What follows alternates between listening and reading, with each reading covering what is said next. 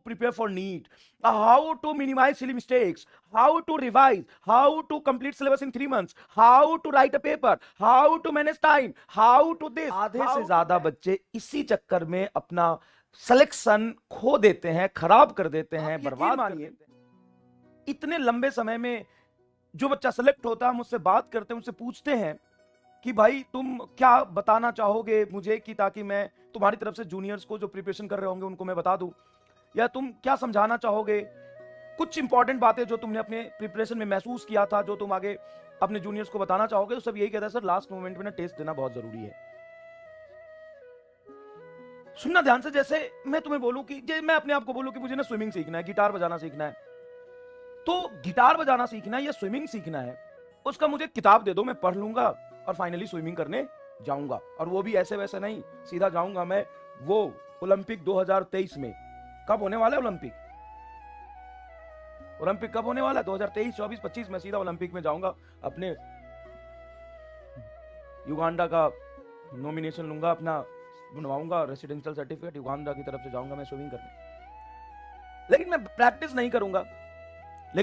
नहीं करूंगा, मैं किताब पढ़ के जाऊंगा कि स्विमिंग कैसे कैसे करते हैं, मूवमेंट कैसे होना चाहिए, चाहे वीडियो 1000 दिखा दो, किताब बता दो, सारा लॉ बता दो, मैं जाऊंगा स्विमिंग करने। हाँ, सीधा ओलंपिक में।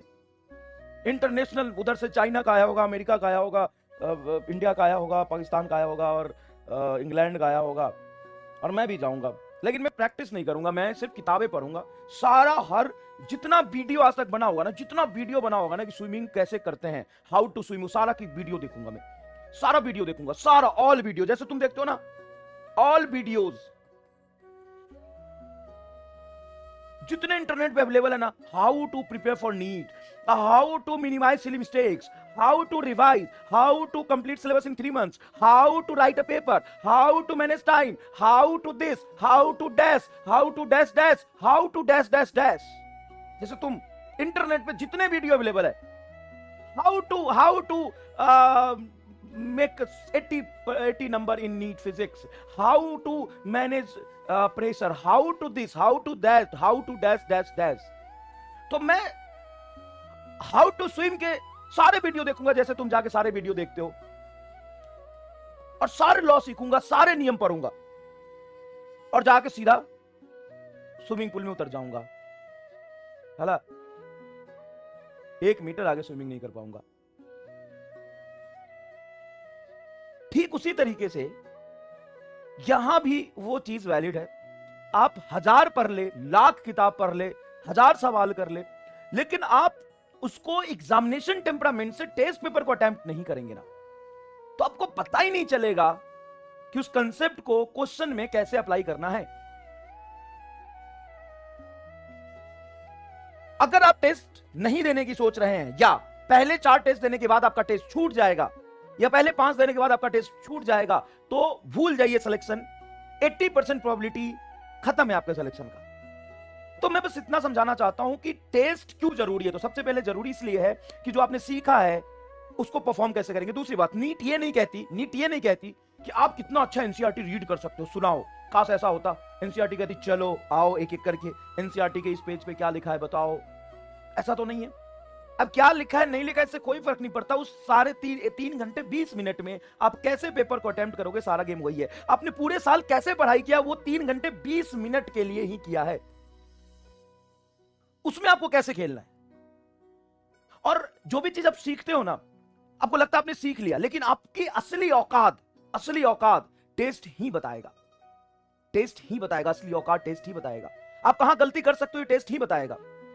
तो अपनी असली औकात को पता करने के लिए टेस्ट देना बहुत जरूरी है। दूसरी बात, एक सबसे ज्यादा इंपॉर्टेंट बात मैं जो सबसे कहना चाहूंगा, जो 90% बच्चा गलती करता है इस चीज में, बेटा पहला टेस्ट दोगे, हो सकता है तुम्हारे नंबर बहुत अच्छे हैं, तुमने बहुत अच्छी प्रिपरेशन की होगी, हो सकता है तुम्हारे नंबर बहुत खराब है।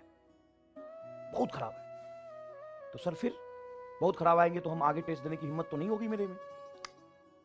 सुनो, थोड़ा सा जो तुम्हें कोई नहीं बताएगा वो मैं समझाने की कोशिश कर रहा हूं। टेस्ट का मतलब ये नहीं है कि तुम्हारा फाइनल पेपर है, और टेस्ट को इस तरीके से मत दो कि ये में जो होगा ना वही सब कुछ है मेरा। टेस्ट को एक लर्निंग एटीट्यूड से भी दो, एक सीखने के टेम्परामेंट से भी दो। नहीं, तुम्हें जो आता है वो 100% परफॉर्म करना है, लेकिन अगर कोई सवाल तुमसे नहीं हुआ, गलत हो गया ना, तो उसे डिमोटिवेट नहीं होना है। वो सवाल अगर फाइनल एग्जाम में आ जाता और तुमसे नहीं होता तो तुम गए, हाँ तो अच्छा हुआ ना कि अभी आ गया।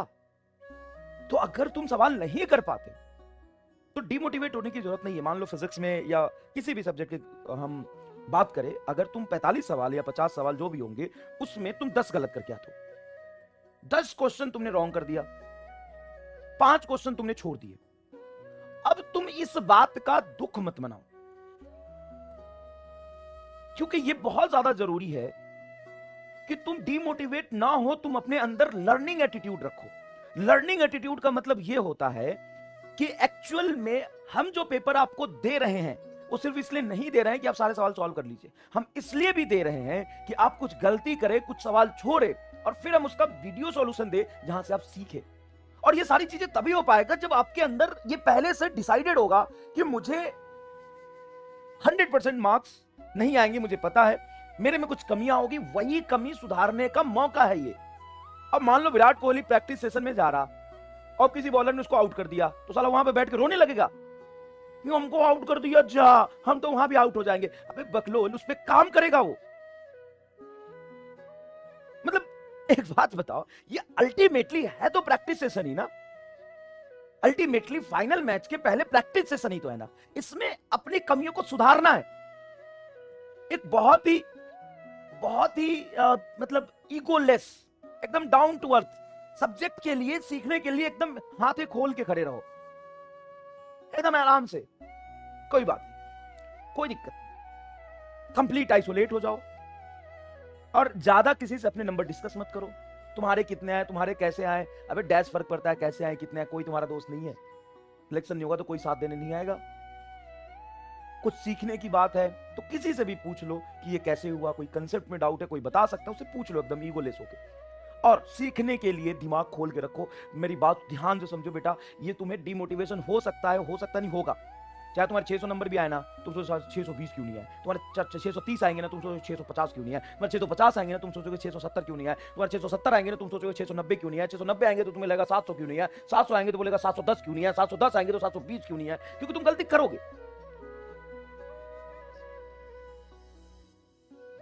तुम गलती करोगे, और जब तुम गलती करोगे ना तो दो ही ऑप्शन बचता है। तुम यार हद करते हो, मतलब मेरे सामने आया ना जूता निकाल के मारूंगा, रोने लग जाते हो, लेट जाते हो एकदम, ऐसा लगता है कि यही तुम्हारा फाइनल सिलेक्शन है। ये जो पीडब्ल्यू में 10 टेस्ट होंगे ना, उसी का एवरेज निकाल के सीधा हम नीट वाले को फॉरवर्ड करने वाले एनटीए को। अब बात हो गई है कि इसमें जो 10 टेस्ट में जो एवरेज आएगा ना, इसी से सिलेक्शन होगा। अबे गलती से सिलेक्शन नहीं हुआ सुन, और टेस्ट हम इसलिए बना रहे हैं कि तू गलती करेगा तू गलती, और ऐसे सवाल देंगे जो तेरे से नहीं होगा, ऐसे सवाल भी देंगे जो होगा उस पर खुश हो, और जो नहीं होगा उस पर और ज्यादा खुश हो कि एक सीखने को मिला कंसेप्ट।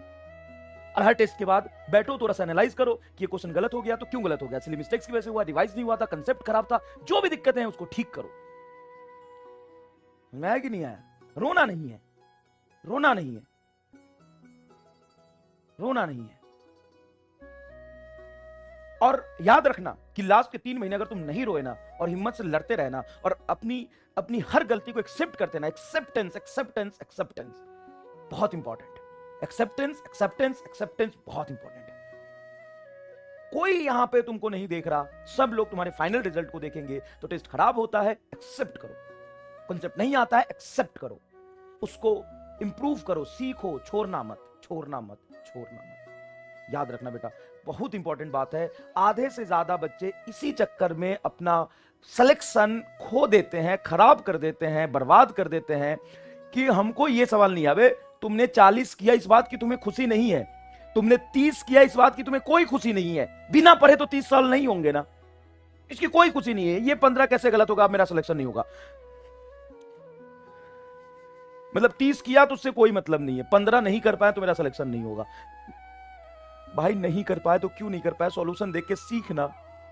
जब कहीं गलती से इस 15 में से 4 सवाल नीट में आ गए तो ये प्रैक्टिस था, ये प्रैक्टिस था, ये प्रैक्टिस था। समझ में आया कि नहीं है?